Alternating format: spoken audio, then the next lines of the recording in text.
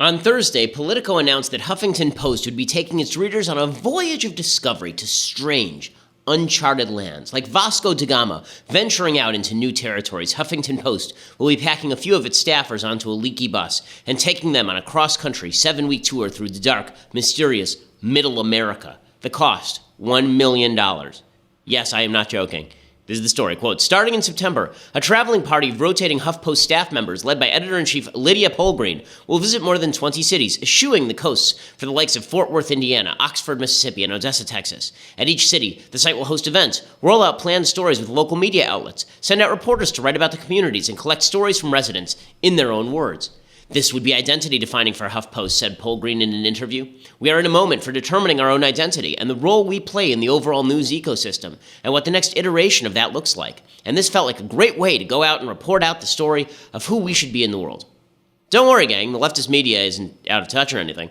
This does show that so-called flyover country is new to the media. Their disconnect with people who live in Texas and Oklahoma and Alabama and Michigan and Wisconsin, it's quite real. They don't understand their values. They don't understand their lifestyles. This is why CNN's Aaron Burnett mocks Christian pastors for laying hands on President Trump. They did the same for Obama, but nobody cared. And why the entire media was shocked that anybody would vote for Trump in the first place. But it won't just suffice to visit these places. Until the media begins hiring in these areas, they won't have boots on the ground or a perspective into the places they seek to cover. Jet setting through Odessa isn't exactly going to provide the sort of empathetic analysis the left lacks about people outside of New York and LA. And so the Huffington Post tour is much more likely to be a sort of Jeff Corwin experience for city folk than a real educational experience.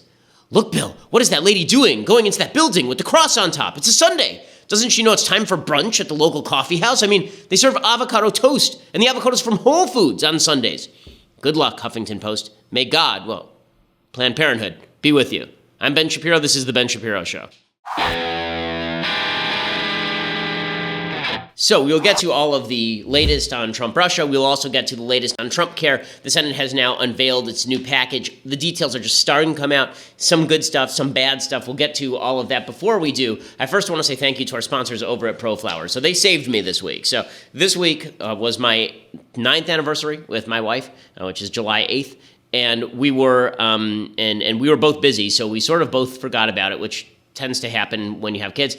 And so I had not gotten my wife flowers. Thank God there was ProFlowers. So it was late at night. I wasn't going to run to the flower store, and my wife was going to go to sleep anyway. And so I got the flowers from ProFlowers. They were delivered to the house. They are beautiful. They last for at least a week. They're fantastic. She loved them. I actually got her 2 vases of flowers to make up for my stupidity. And ProFlowers made all of that happen. Right now, ProFlowers has a special offer just for our listeners. You get $10 off with your purchase of $29 or more. It's a pretty hefty discount. This deal works great on best-selling gifts like their 100 Blooms bouquet, a dozen red roses, or even their totally unique gift plants. And one of the things that's awesome about ProFlowers is that they don't just send you the bouquet, they actually send you the vase along with it. They are guaranteed fresh for 7 days or your money back, and they have a 7-step quality check, which means the flowers are always awesome.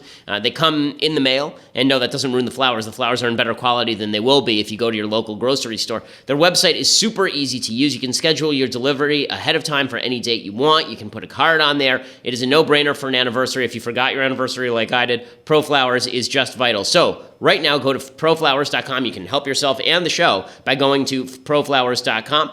Get $10 off your purchase of $29 or more at ProFlowers, proflowers.com, and enter promo code BENSHOW. It's BENSHOW at checkout to get the special deal. Again, it's proflowers.com, and enter that promo code BENSHOW at checkout, and you get that very special deal, $10 off your purchase of $29 or more. They are a lifesaver. Okay, so I do want to jump into the latest on Trump-Russia and the latest hubbub, but there's an article that I think it is necessary to go through because it really struck me. This is why the left loses. So the left thinks that if they hit Trump enough on Russia, that the American people will just swivel around and hate Trump then.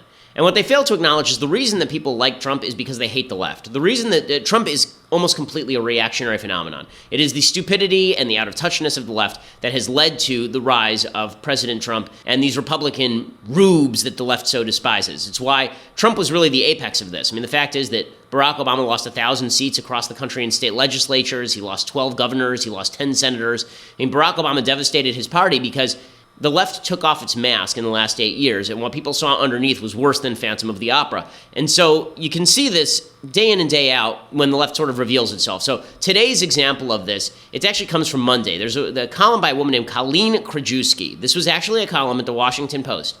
And the title of it was, "I used to be quiet about the fact that I perform abortions. Now I'm upfront." Okay, but the article is even crazier than this. And this is the left bragging about what they do, right? Like when I brag about things that I do in daily life, if I'm going to brag about it, I'll tend to brag about like career achievements, or maybe I'll brag about something nice that I did in terms of giving charity. Maybe I'll brag about, the good things that I do with my wife and kids. I don't typically associate I killed somebody else's baby as something you brag about, but not the same, I guess, if you are a leftist. So here is what Colleen Krajewski writes, and again, this is in the Washington Post on Monday, one of the nation's premier newspapers, right? Quote, "1 month after Donald Trump was elected president, I leaned back in a black leather chair as a man hovered over me. For the first time in decades, the fate of Roe v. Wade seemed to be in real doubt. Feeling a mix of anxiety, sadness, and resolve, I thought, I'm committed now. Was she getting an abortion? No, she was getting a tattoo. The tattoo artist slowly etched on my right forearm a rather large coat hanger, the symbol of illegal abortions that cost unknown numbers of women their lives in the years before Roe. Overlaid in bold lettering were the words, 'Never again.'" Now, as one of the Juden, let me say, I do not like the appropriation of the phrase "never again" to apply to regulations against the killing of unborn human beings. Okay, this is sort of like it would be sort of like if the Nazis posted a picture of a hook-nosed Jew and then said "never again," right? Like you're sort of missing the point of "never again" if "never again," which is a phrase used for the Holocaust, is now used to refer to "never again will we be stopped from killing babies in the 7th month." And really, she continues, "From now on, unless I was in long sleeves, everyone I met would see my tattoo the moment we shook hands. At the office, at parties, in the supermarket, on first dates." Now, normally we'd say this person's a crazy person. Like, this is not a great idea. I'm a Republican. I'm a conservative. But I don't actually tattoo that on my arm. Like, I don't have a picture of Ronald Reagan tattooed on my arm, because that would be weird, gang. But she actually went and she got a picture of a hanger, a coat hanger, with the words "never again" tattooed on there. Again, it could be slightly vague. I mean, maybe "never again" means don't kill babies, but apparently it's not. It's virtue signaling for her leftist friends. But that's not the worst part of this, that she got this stupid tattoo. My favorite part of this article is that she goes on to talk about how abortion, her being an abortionist, has now enhanced her dating life. Seriously, that's what this article is about, how her abortion has enhanced her dating life thanks to President Trump. She says, "Embracing the symbol of the coat hanger meant also accepting myself as a symbol which I had always resisted. But as I shed the stigma of being an abortion provider, I felt free. I was tired of playing games, and for the first time in my life, I was ready for someone to love me because I provide abortions, not in spite of it." Okay, with that tattoo, I made some other changes. No more batting my eyelashes on dates, feigning innocence, or acting apologetic about who I am. No more waiting the requisite 3 days to call back, or counting down 3 dates to have sex if I wanted to.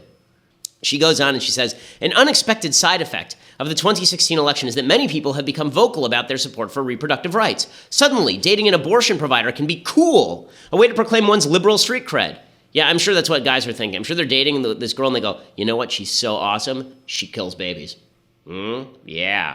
Bring this one home to mother.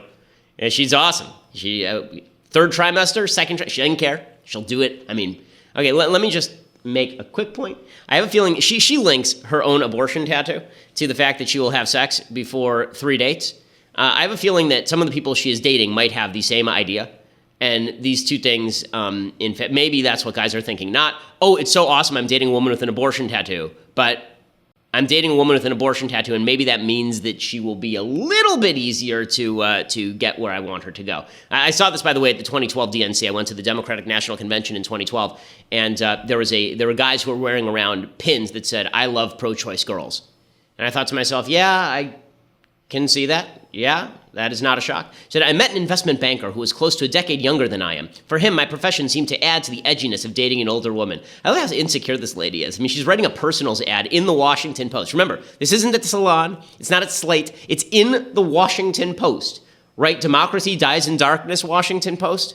Like Woodward and Bernstein, Washington Post. She says, "For him, my profession seemed to add to the edginess of dating an older woman. There was the hard-partying Alaskan fisherman on an extended shore break who found my commitment to reproductive justice hot." I'm going to go with the Alaskan fisherman on the extended shore break did not find your commitment to reproductive justice hot. He wanted to get in your pants, and so he told you that, lady. And she says, so abortion providers are hot now? As time goes on, I sometimes forget about the tattoo entirely. Once, I wore long sleeves before becoming intimate with a fascinating biomedical engineer. And when he first saw the tattoo, he burst out laughing, apparently delighted by my commitment to the cause. Well, maybe that was your read. Obviously, she's ended up in a long-term relationship. She's gotten everything that she wants out of life. I love that this is like Carrie Bradshaw talking about being an abortion provider. It's just amazing. Just neither the tattoo nor my perspective changed everything. There's the entrepreneur with political aspirations who sent mixed signals and ultimately drifted away. You mean unlike the Alaskan fisherman on shore leave from the porno you watched 3 days ago? Was it because I could be a liability to him in some future election, or was he just not over his ex? Being more open about what I do has not led to perfect communication or the end of insecurity. How she concludes this column is the whole thing. First, she says, recently, and I have to say, I love this column. I think it's the greatest column that was ever written. I think this ranks up there with like Cicero and with Plato. I mean, this is just fantastic. It says, recently, an online dating match messaged me and, without knowing my specialty, began lamenting the threat of SB3. He's an attorney temporarily based in North Dakota where he's defending Standing Rock protesters. Of course he is. Our conversation about social justice led to such a strong connection that we ended up meeting despite the distance. Wow, wow, what a love story. He defends Standing Rock protesters and you kill babies. Just a match made in heaven. Just whatever happens, I will no longer be silent or fearful when a new love interest or anyone makes me feel exposed and vulnerable. As my tattoo says, never again. Okay, so now she's applied never again to killing babies and also telling guys who she wants to have sex with that she does that for a living. Again, please do not hijack Holocaust phrases to justify your crappy dating life. But this is what, you wonder why Trump wins? This lady just won 100,000 votes for Trump in Wisconsin. I think Donald Trump should actually have copies of this column printed out and handed out to everyone in the Midwest. Well done, Washington Post. So this is why Trump isn't losing support. Okay, Trump can't lose support because a lot of the people who support Trump are not going to move over to the side of Colleen Krajewski or whatever her name is. They're not going to move over to that. Right, they're going to look at this and go, I don't want to be associated in any way with these crazy people. And if Trump talked to some Russians, whatever, at least he doesn't have an abortion tattoo and then talk about his dating life. like really, it's amazing stuff from the left. So well done, leftists. You've done a wonderful job alienating every person of decent mind and heart in America. Please continue to do so as fast as possible. Okay. Meanwhile, there's more fallout from the Donald Trump Jr. Fredo Corleone spilling of the emails yesterday. As you recall, Donald Trump Jr. a couple of days ago, he spilled emails that showed that he was approached by some nutty British promoter, and that nutty British promoter is also the agent for a guy that Trump did business with in Russia. And he said, the Russian government really wants to help out your father. He says, this is Donald Trump Jr. And so we want you to meet with a Russian government lawyer who has some dirt on Hillary Clinton. And Trump Jr. is like, yeah, sounds awesome. And so, first of all, CNN uncovered footage of Trump with Russians. And I do love the media bias here because it is pretty stunning. CNN uncovers this media. I was watching CNN because it was on at the gym and there was nothing I could do about it. And CNN was playing this footage over and over and over again like it was some sort of smoking gun. This is from, I think, 2013, 2014, long before Trump was running for president. The behind-the-scenes video, obtained exclusively by CNN, shows then-businessman Donald Trump in Las Vegas in 2013 at several events during the weekend of the Miss USA pageant, hanging out with the men now at the center of the newest development in the Russia controversy. The men, Russian pop singer Amin Agalarov and his father Aras, a real estate developer in Russia, were helping Trump hold his Miss Universe pageant in Moscow later that year. Powerful people in all of Russia, the richest men in Russia. In the video, Trump is seen having dinner with the Agalarovs, along with their publicist, Rob Goldstone, seen here leaning over to talk with Trump. Right, so there's Fat Boy Rob Goldstone, and that's Les Grossman from, as I say, from Tropic Thunder. And then the CNN thinks, oh, we got him now, we have tape. Okay, first of all, we knew that Trump knew all these people. Why is this a shock in any way? Like, ooh, he had dinner. Okay, well, Barack Obama used to hang out with Bill Ayers, and CNN spent years pretending that didn't matter. So why in the world would it matter that Trump knew these people? Of course Trump knew these people. How do you think they had Trump Jr.'s email address? It's just silly. Okay, so Trump responds, the Trump team responds, and as always, they respond in perhaps the dumbest possible way. So Kellyanne Conway leads the way, and I understand that everything is so polarized right now that Kellyanne Conway could basically go on Fox News and do some arm farting, and everybody would just say that it was brilliant in Trumpland. And she could do that, and then she could do this a couple of times, and all of CNN would claim that this was, in fact, secret Morse code to the Russians, that we need more of their help in the next election cycle. Like, arm farting is policy. But here's Kellyanne Conway doing this is not real life, folks. This cannot be real life. Here she was with Sean Hannity. This actually happened. This was a thing that happened. This is how I see it so far. This is to help all the people at home. What's the conclusion? Collusion? No, we don't have that yet. I see illusion and delusion. So just so we're clear, everyone, 4 words. Conclusion, collusion, no. Illusion, delusion, yes. I just thought we'd have some fun with words. Sesame's Grover word of the day, perhaps, Sean. As Seth Mandel over at New York Post said, I think that the Trump administration has had enough fun with words for 1 week. But this is, okay, first of all, confusion. Okay, how about that one? Confusion. How about some decency exclusion? This is all insane. The profusion. It's giving me a contusion. This is the whole thing. It's just ridiculous. Like, first of all, I do love the fact that when she does this and she's holding it up, like she had to physically cross out collusion. She didn't actually just make a collusion with a strike through it, which is available on Word, right? They actually had to have her physically strike it out and then cross it out. Like, how dumb does she think voters are? I mean, I guess pretty dumb. Like, you actually have to show up, you say collusion, conclusion, illusion, delusion, exclusion, profusion, contusion, McFusion, nuclear fusion. Okay, all right. Okay, like, how about an actual defense? Here's the defense, okay? Donald Trump Jr. allegedly tried to collude with the Russians to do bad stuff. Nothing came of it. So it was attempted collusion at best. It shows motive, but it doesn't show means or opportunity, as I've been saying for 2 straight days now, and the media have been trying to say this was the beginning of a nefarious collusion. Again, one of the things that I don't understand is what exactly would that collusion constitute? Okay, let's actually say for a second that Donald Trump Jr. had somehow gotten together with the Russians. What would that constitute? Remember, the Trump administration, the Trump campaign, did not drop any new material about Hillary Clinton. They didn't drop anything, right? So I guess the collusion would have been something like WikiLeaks and the Russians go to Trump and they say, in 2 days, we're dropping a new stash of emails. But that's not how it worked. I mean, if anyone actually thinks back to the campaign, this is not how it worked. So unless Trump was providing the Russians with material to go out and spill, or unless the Russians were providing Trump with heads up, that's not how it worked. Because as I recall, I mean, I was there the entire election cycle, and so were you. As I recall, there would be a dump of WikiLeaks, and WikiLeaks was obviously dumping because they didn't like Hillary Clinton, but that doesn't mean that Trump was behind it. And then there'd be people like me who would sift through the WikiLeaks. I mean, thousands of pages of WikiLeaks trying to find the most damning portions. Right? This is exactly what happened during the election cycle. So to pretend, like, I'm still confused as to what collusion would actually look like. All of these would be good defensive points. Going on TV and rhyming like Grover from Sesame Street on Sean Hannity's show is not an actually good defense. Turns out it's not a great, but none of this matters. I mean, none of it matters because people are stuck in their lanes. So Trump goes on with Pat Robertson yesterday, providing certainly a contrast in visuals. And he says that the weird thing about all of this is, like, everybody keeps saying that Putin wanted me, but Putin would rather have had Hillary. As an example, if Hillary had won, our military would be decimated. Mm-hmm.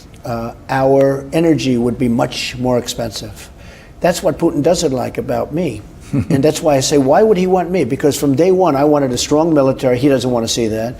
We're going to be self-supporting. We just about are now. We're going to be exporting energy. He doesn't want that. He would like Hillary, where she wants to have windmills. Okay? Yeah. He would much rather have that, because energy prices will go up, and Russia, as you know, relies very much on energy. So there are many things that I do that are the exact opposite of what he would want. So when I keep hearing about that he would have rather had Trump, I think probably not, because when I want a strong military, you know, she wouldn't have spent the money on the military, but when I want a strong military, when I want tremendous energy, we're opening up coal, we're opening up natural gas, we're opening up fracking, all the things that he would hate.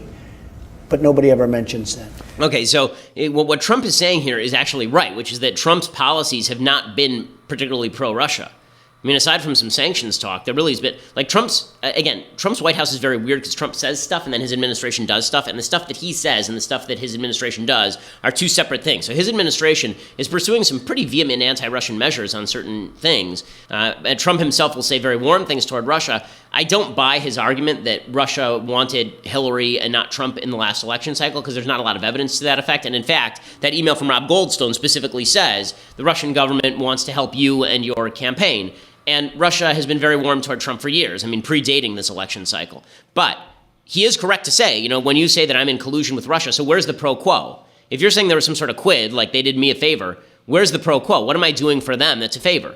And the answer is not much aside from some of Trump's rhetoric. Like, this is an actual fair point. Okay, well, with all of that said, I do want to get to other things that Trump is doing, and I want to get to the Democrats, of course, doing what they do best, which is making everyone hate them. We'll get to all of that in just a second, but first I want to say thank you to our sponsors over at Birch Gold. So, right now, a lot of uncertainty in the world. After the Trump Jr. emails broke, the Dow Jones dropped like 100 points within 5 minutes. There's a lot of volatility still in the stock market. And I'm not saying don't invest in the stock market, but I am saying you should have at least part of your portfolio in precious metals.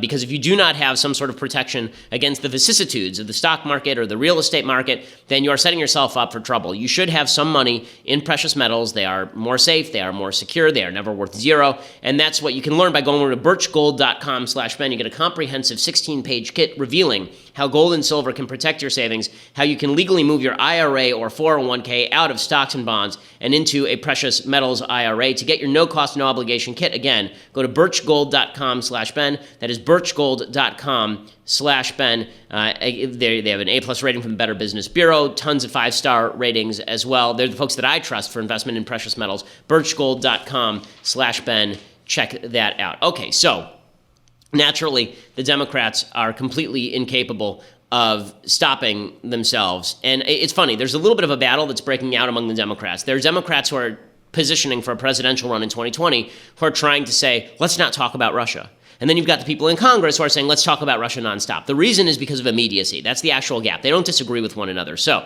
Brad Sherman yesterday, who's my congressperson, yes, really, California, you suck so much. You suck, You suck, California. Anyway, so Brad Sherman, he actually made a proposal that Trump should be impeached, and he introduced a bill on the floor of the House, a bill of impeachment against Trump on the floor of the House. Yeah, good luck with that. Why are you doing this? Of course, he's not going to be impeached in this congressional term, and knowing what we know now. So what would be the point of doing this? Well, it can have either of two effects.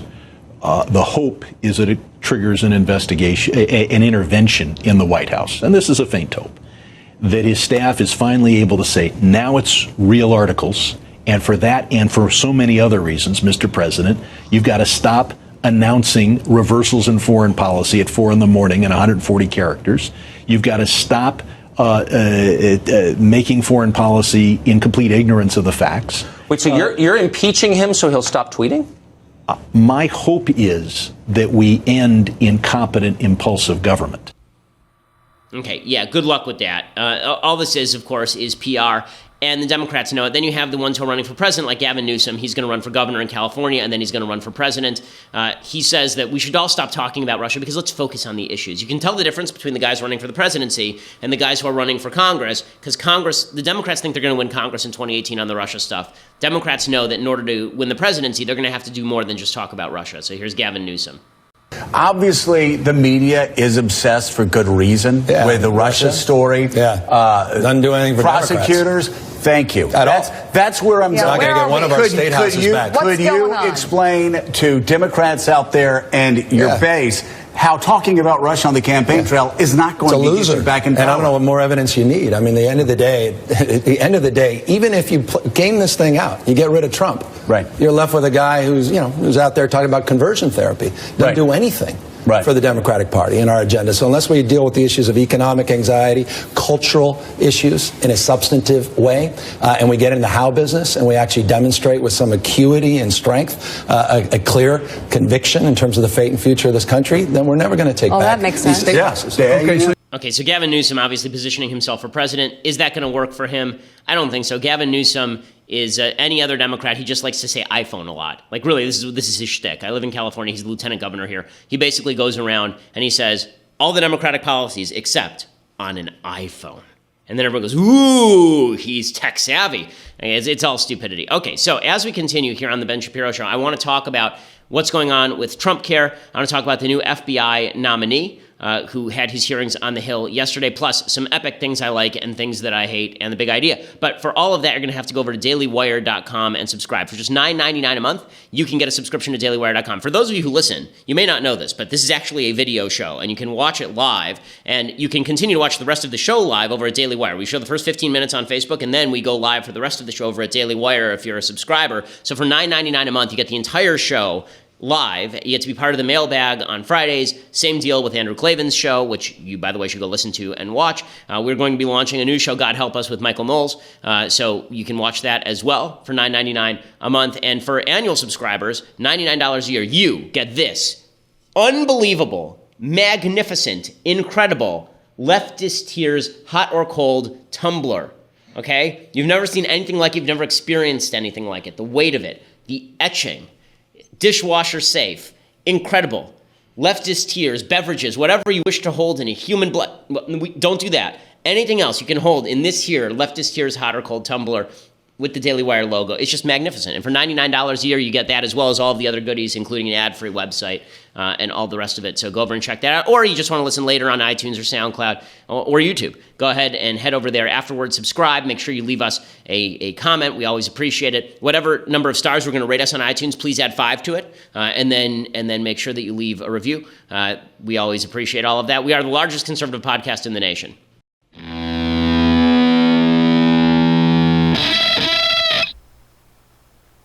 Alrighty, so in actual substantive news, away from Trump-Russia, Trump care is moving forward, sort of. So today, Mitch McConnell has now revealed his bare-bones plan for the Senate bill. It's difficult in the Senate because you've got conservatives like Ted Cruz and Mike Lee and Rand Paul on the one side, and on the other side you have Susan Collins, who basically would like to double down on Obamacare. And so trying to cobble together 51 votes is sort of difficult. Republicans can only lose two. They can only lose 2. They can lose 2, they can have 50 votes and Pence is the tiebreaker, but if they lose 3, it's over. That's not a lot of votes that you can afford to lose if you actually want to pass some sort of change to Obamacare. So Trump is out there, of course, saying he wants Trump care passed. Now, one of the problems here is that Trump has been absent from the campaign trail for 3 days. He's now in France, which is not going to do Trump care any good. If he actually wanted to pass this thing, it would be useful for him to maybe go out on the campaign trail and stump for it and discuss the details and talk about why it's good. But instead, you sort of get these generic comments about why he wants Trump care passed, but Trump doesn't know what the hell is in it, obviously. Number one, repeal and replace. I am sitting in the Oval Office with a pen in hand waiting for our senators to give it to me. Now we have a president that's waiting to sign it. I have pen in hand. So now it means something. What will happen if they don't? Well, I don't even want to talk about it because I think it would be very bad. I will be very angry about it, and a lot of people will be very upset. But I'm sitting waiting for that bill to come to my desk. I hope that they do it. They've been promising it for years. They've been promising it ever since Obamacare, which has failed. It's a failed experiment. It is totally gone. It's out of business. And we have to get this done. Repeal and replace.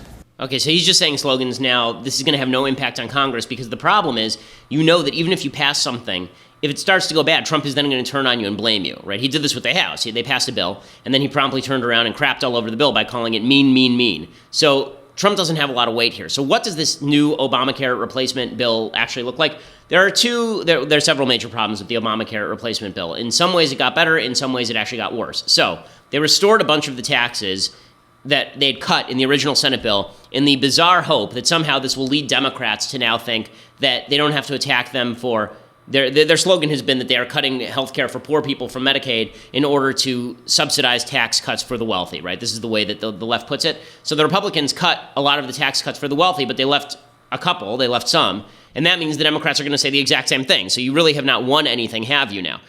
They also have said Mitch McConnell is apparently encouraging people. He's telling moderates to support the health care bill, including the Medicaid cuts, because, quote, they will never go into effect anyway. Okay, so in other words, the entire selling point, the Paul Ryan selling point that we're going to restructure Medicaid, it doesn't even apply according to Mitch McConnell. So basically they're lying to all of you, and Mitch McConnell is telling the moderates they're lying to all of you. So even the main thrust of the bill, which was to cut Medicaid expansion, it's not even cutting Medicaid, it's cutting Medicaid's expansion in the future. Even the main thrust of it, McConnell's saying it's never going to go into place, which means that you're basically keeping Obamacare in place. The other major provision that changes is Ted Cruz and Mike Lee had proposed an amendment. The amendment would have said that if you are in an Obamacare state and has an Obamacare exchange, you are still subject to Obamacare regulations on pre-existing conditions and essential benefit services and all the like. But if you offer one of those plans in the healthcare exchange, then you can offer other plans outside the healthcare exchange. So the reason that matters is because if it's inside the healthcare exchange, it still has to provide certain benefits. It has to be subsidized by the government. You're grouped together with other people in terms of community rating. So the way that Cruz and Lee were thinking about it was, okay, here's what we should do. We'll still have the Obamacare pool. Those will be basically high-risk pools, and we'll subsidize them, and we'll toss money into it. And then all the healthy people, they can opt out and buy cheaper insurance. So everyone will get insurance. The people who are unhealthy will get subsidized by the government to be in the Obamacare exchange. The people who are healthy will go back to having a free market system where they don't have to buy insurance they don't want to buy. McConnell comes back with a version of this, but the version of it that he proposes doesn't make any sense. Instead of separating out these other plans, these low-cost plans, it throws them into the Obamacare exchange as well, which means they're still subject to the Obamacare regulations, and it means that the rates on those low-cost plans are actually going to go up, because if they're all in the pool together, that means that they're going to have to pay for the unhealthy people. So you end up back with Obamacare. So basically, it's backdoor Obamacare. Again, Rand Paul, rightly so, is excoriating the bill. Even yesterday he was. He has a piece over at Breitbart where he says, I miss the old days when Republicans stood for repealing Obamacare. He says, now too many Republicans are falling all over themselves to stuff hundreds of billions of taxpayer dollars into a bill that doesn't repeal Obamacare and feeds big insurance a huge bailout, right? This is all the subsidies for these high-risk pools. It says Obamacare regulations still here. Taxes, many still in place, totaling hundreds of billions of dollars. Insurance company bailouts, those too. Remember when Republicans complained about Obamacare's risk corridors? Remember when we called corridors nothing more than insurance company bailouts? I remember when one prominent GOP candidate during a presidential debate explicitly called out Obamacare risk corridors as a bailout to insurance companies. Does anyone else? Now the GOP plan being put out forward is chock full of insurance bailout money to the tune of nearly $200 billion. Republicans, present company excluded, now support the idea of lowering your insurance premium by giving a subsidy to the insurance company. If the GOP now supports an insurance stabilization fund to lower insurance prices, maybe they should support a new car stabilization fund to lower the price of cars. Or maybe the GOP would support an iPhone stabilization fund to lower the price of phones. The possibilities are limitless. Like Rand Paul is right here. Listen, this was always a foregone conclusion. As soon as they said repeal and replace, and as soon as it was clear that Donald Trump was never going to stand for a straight repeal, it was pretty obvious that this was moving in the wrong direction. It's not a. It is just not a. It's still not a useful bill. It's still not a useful bill. They're going to do their best to try and pass off this crap sandwich as something good, as an advance. But as we say, even the parts that advance, even the parts that I supported of this bill, like the Medicaid cutbacks, even those restructuring, even those are now being cut according to McConnell. It's all just in name only to get something through. So well done, Republicans. Once again, you have somehow achieved failure out of what could have been victory. What is a victory is on the Hill. President Trump has an FBI director nominee named Christopher Wray. Christopher Wray was questioned on the Hill yesterday, and he was basically asked by Congress, are you going to be independent from the President of the United States, or are you going to be a lackey? And here's what he had to say about being like James Comey. Did you see the press conference he gave about the Hillary Clinton investigation in July of last year? Not live, but yes. Would you have done that? Well, Senator, there is an Inspector General investigation into Director Comey's conduct. I'm not asking about the investigation. I'm asking about you. Would you have done that? I can tell you that in my experience as a prosecutor and as head of the criminal division, I understand there to be department policies that govern public comments charged individuals. And I think those policies are there for a reason. I think they're important, and I would follow those policies. Okay. He talked about somebody that was never charged in a despairing fashion. Do you agree with that? That's the way I understood his comment. Do you also agree that he took over the prosecutor's job by saying there's no case here?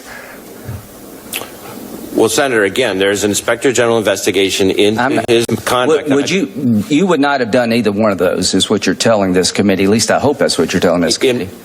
I can't imagine a situation where, as FBI director, I would be giving a press conference on an uncharged individual, much less talking in detail about it. Okay, so, this is, of course, the correct answer, that he's not going to be like James Comey. And then he was also asked about Bob Mueller, because President Trump has suggested that the special prosecutor, special counsel, that he is on a witch hunt against the Trump family, and here was Wray's response. You say that Mueller is a good guy, right? That's been my experience, yes. And you will do anything necessary to protect him from being interfered with when it comes to doing his job.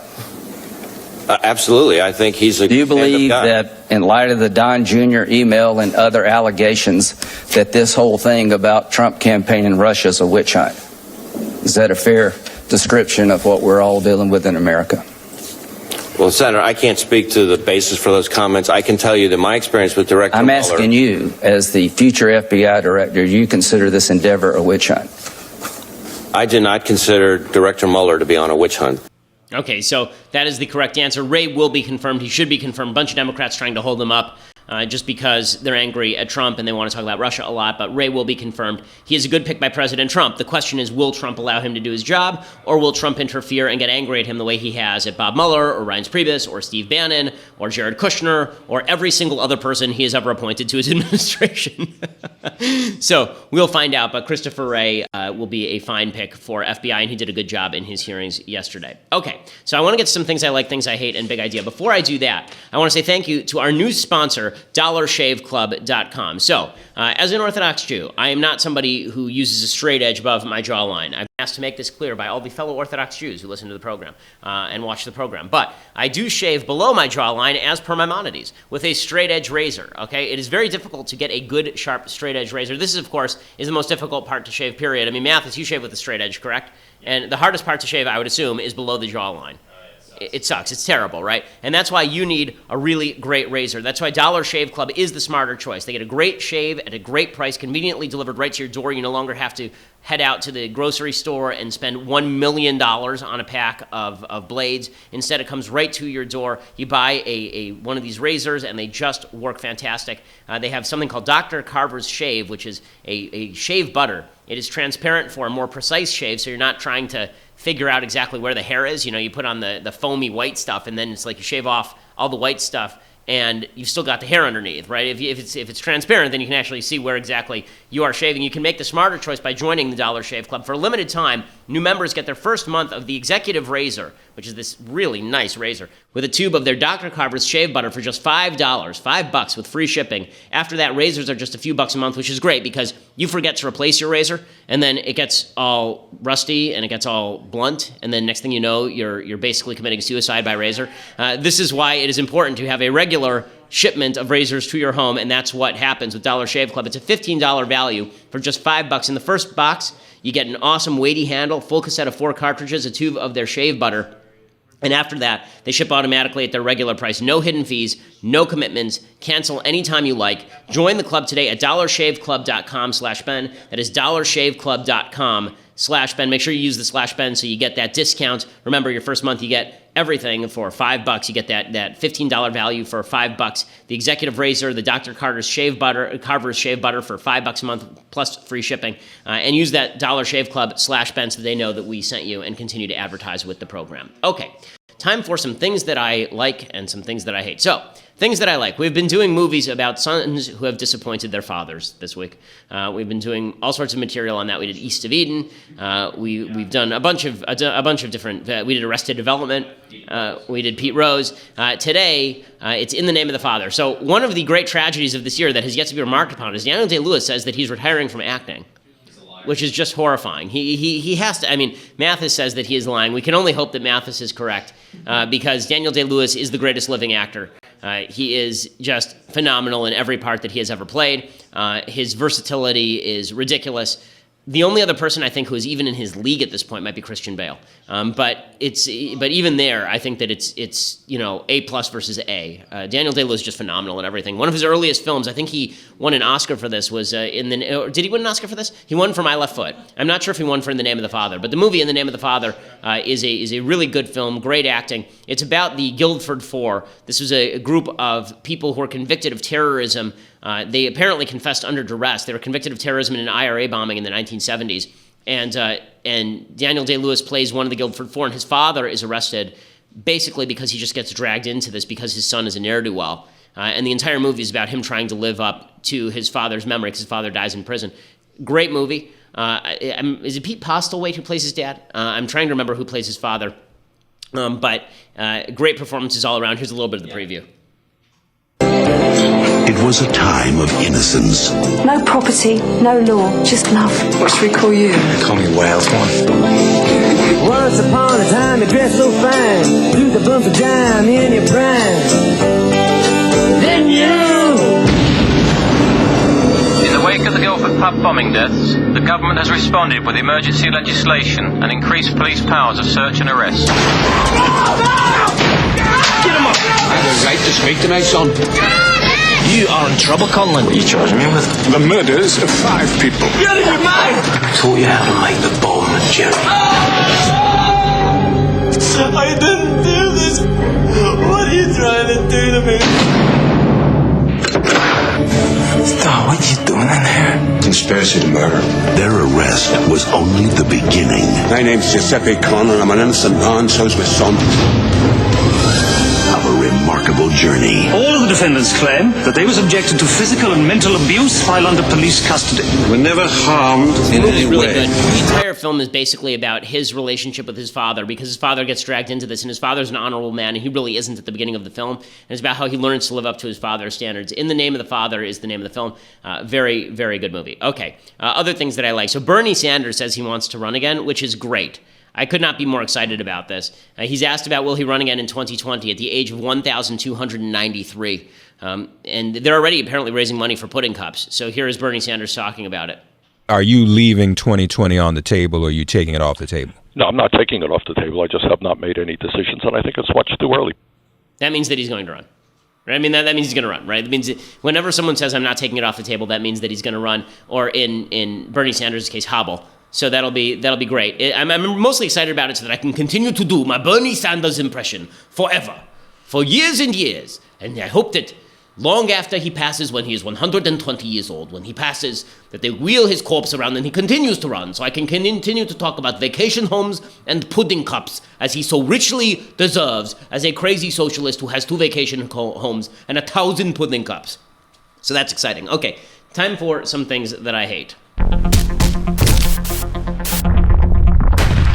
Okay, so I saw this video on Twitter this morning. I couldn't really believe that it was real. There's some group out there that is making the case that women should be paid more than men. Why? Because it costs more to be a woman than it costs to be a man, because you have things like shoes you have to buy. This is perhaps the worst commercial for closing the pay gap in the history of humanity. And it's a pretty long list. So here is this commercial. And basically it says that women should break things and stomp their feet and whine and cry until they get what they want. That's basically what this commercial is. So well done, feminists.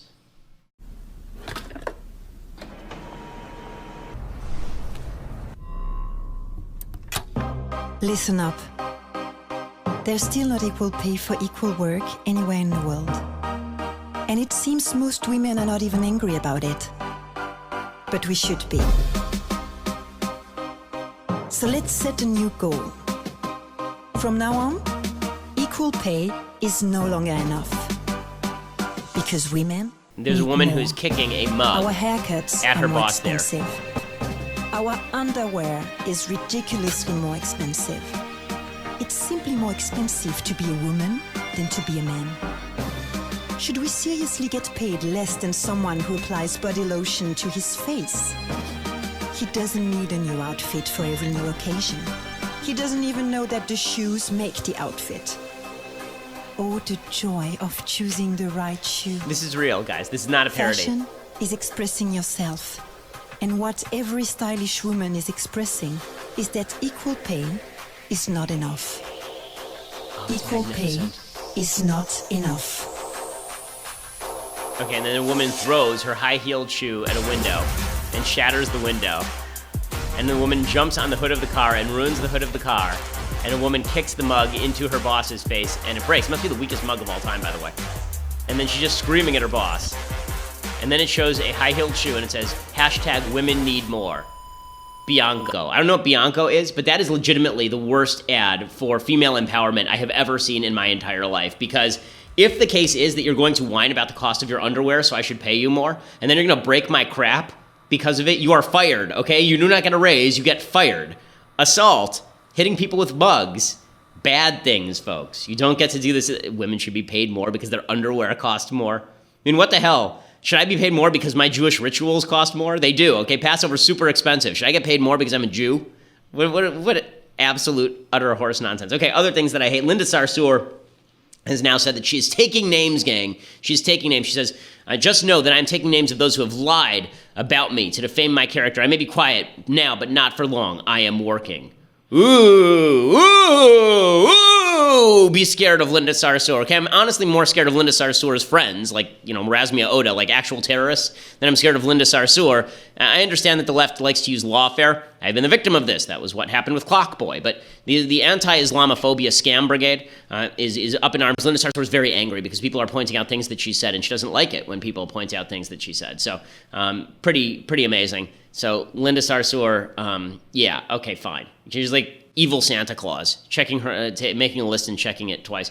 Okay, other things that I hate. Riley Dennis is a prominent transgender person on Twitter, and Riley Dennis is he, because he is a man, he is saying that his argument, this is a direct quote, my argument, maybe your preference for women with vaginas over women with penises is to some degree influenced by our cis-sexist society.